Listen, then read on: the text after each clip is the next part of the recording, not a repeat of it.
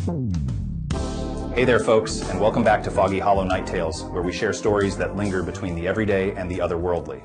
I'm your host, Ben Weatherby, and as always, I'm joined by Annie Maplewood. Hi, everyone. Happy to be here on another misty evening. It's almost like the world is whispering secrets tonight. Yeah, definitely one of those nights that makes you think twice about walking alone. Anyway, tonight I've got a story for you that's been haunting me since I was a kid. It's one my Uncle Herb told me back when we'd sit on his porch late into the evening, the air full of crickets and a hint of something else, something unsettling. I remember he said it was a true story, though you know how Uncle Herb's true stories are. Oh boy, here we go.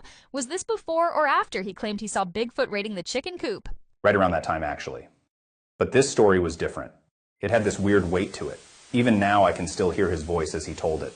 So picture this. Two people, no names, just two people, sprinting across a misty field.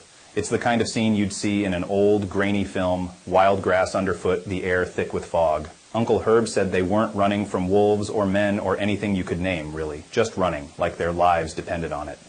That kind of fear where you don't even look back, huh? Exactly. They crashed through bushes, past old skeletal buildings, the type left behind when factories shut down, and suddenly there it is, a house, smack in the middle of a swamp, brown, colonial style with white trim.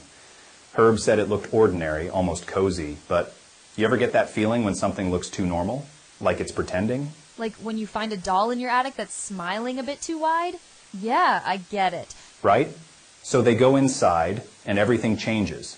The house is packed with people, but not strangers. These are familiar faces, old friends, family. Even a childhood pet Herb swore was long gone. There's laughter and warmth, and in the middle of it all, there's talk of a celebration, a wedding even. But here's where it gets weird. The person telling the story, the one experiencing all this, felt disconnected, like a guest at their own life. That's so bizarre. A homecoming that feels more like a trap? Exactly. And standing there among all the joy and chatter was this figure. Herb called him the Clayman, full-bodied, sculpted, but somehow wrong. He was the only unfamiliar face. And that's when the dreamlike haze really set in. Conversations started blending together, and time lost all meaning. Suddenly, our storyteller was floating, looking down at a scene that almost made sense. A quiet studio, two people asleep on a couch, and the clay man lying nearby, like a mannequin left out in the rain. Okay, that's giving me the creeps. But it doesn't end there, does it? Oh no, not at all. The storyteller tried to scream, but only a whisper came out. You know that nightmare feeling? But Herb said the worst part was the whisper itself, just one word, a name that didn't seem to belong. And then, snap. Daylight. They wake up. But all day there's this fog like a curtain drawn over the world, separating them from reality. Ugh, that heavy, lingering feeling. I know that too well, but then what? Well, here's where Uncle Herb would pause, lean in, and drop his voice to almost a whisper. The storyteller found themselves walking, almost aimlessly, but with a strange sense of purpose. They drifted through town, past groups of teens smoking by the river, past old playgrounds swallowed by weeds, and ended up in front of an old building, the kind with red brick walls and iron bars on the windows.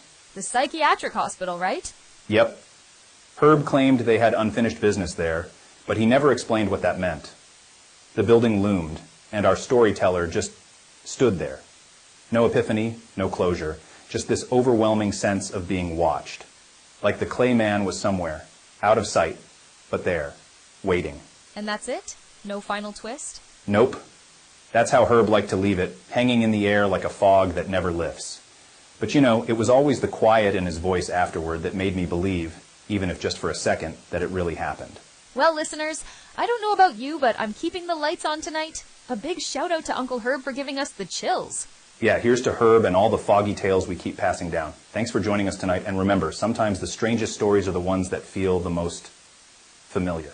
Until next time, stay curious, stay safe, and don't forget to pray tonight to Vertebrate God. Good night, everyone.